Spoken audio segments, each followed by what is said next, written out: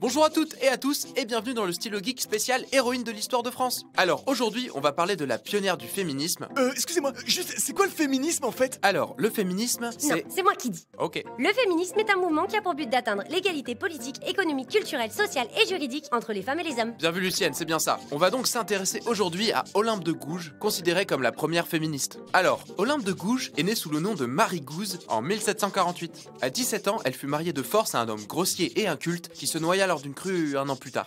Ah si, je vous jure, il est tombé tout seul. Olympe, qui s'appelle encore Marie, devient autrice de théâtre. À cette époque, la loi française interdisait à une femme de publier un ouvrage sans le consentement de son mari. Du coup, Marie décida de ne jamais se remarier pour conserver sa liberté de publication. Et ouais, vous avez vu, compliqué d'être une femme à l'époque, hein, mais on lâche pas le combat. Puis Marie change son nom pour Olympe de Gouges et publie la Déclaration des droits de la femme en 1791, soit 2 ans après la Déclaration des droits de l'homme, dont la femme semblait être la grande oubliée. Excusez-moi, messieurs, hein, mais vous auriez pas oublié un tout petit truc dans votre déclaration? Genre, je sais pas, les femmes? Injustice! Olympe ne manque pas d'idées en avance sur son temps. Elle est par exemple la première à se battre pour le remplacement du mariage religieux par un contrat social égalitaire devant l'État, acceptant le principe du divorce encore inexistant à l'époque. J'en peux plus de toi. Je veux divorcer. Attends, tu veux quoi? Divorcer, c'est un nouveau truc en fait. Mais le féminisme ne fut pas le seul combat d'Olympe. Elle lutta contre l'esclavage en le dénonçant dans une de ses pièces de théâtre. Attends, je me suis endormi là. C'est sur quoi la pièce? Ah, je crois que c'est un truc contre l'esclavage. Contre l'esclavage? Ouais, non, moi la science-fiction c'est pas mon truc. Elle lutta aussi pour la reconnaissance des enfants hors mariage. Et celui-là, il est à vous là. Ouais, c'est le mien, ouais. Et celui-là là. Kevin, bien sûr, pareil, c'est à moi. Mais vous êtes mariés? Marié?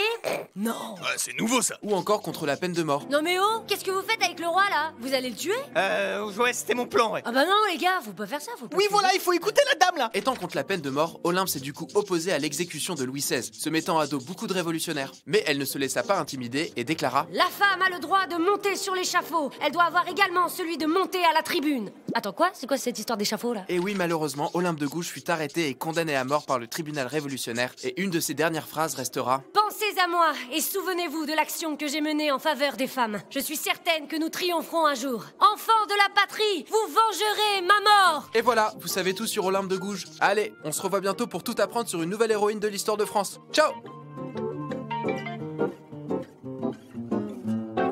Dieu?